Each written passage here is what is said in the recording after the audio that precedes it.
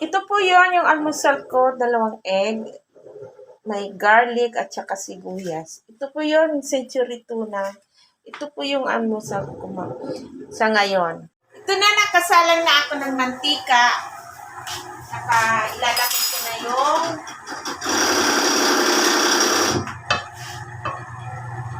garlic.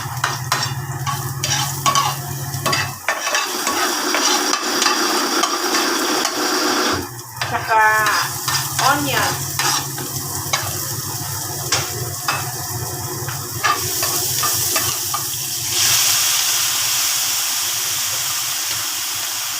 Mamaya ko na ilalagay yung itlog.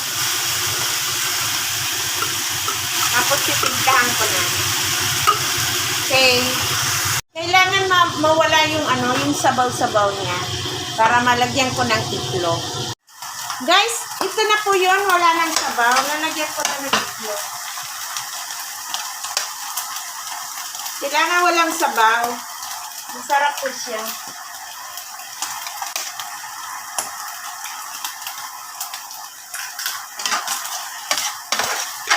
Ito yung almusal ko na. Parang ginawa ko ng ampalay. Pero masarap po siya. Kailangan mo ito. Alam mo ba guys, natutunan ko to kay isa kong tita sa Makati. Which is, wala na siya, nasa heaven na siya.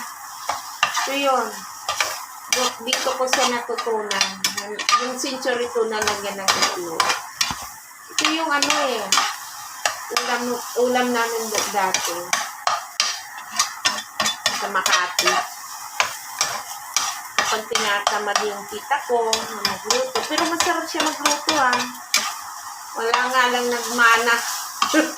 Isa sa mapamangkin niya. Wala na nagmana. Masarap na magluto. Masarap siya magluto, mag-bake, kung ano-ano. Sige guys, yan na po. Thank you! Alam ko na kasi luto na siya. Century tuna. Kapag walang makain. Ito, pwede ulamin. Pwede baonin. Pwede almusal lahat. Lunch, dinner. Pwede sa lahat to. Sige guys, thank you. Thank you for watching. Maraming salamat po sa nanood sa aking century tuna cook. Nagluto ko ng almusal. Ito yan na po yung almusal ko. Maraming salamat po. Keep on watching. Yung don't skip. Follow and share. Thank you, babush. Bye.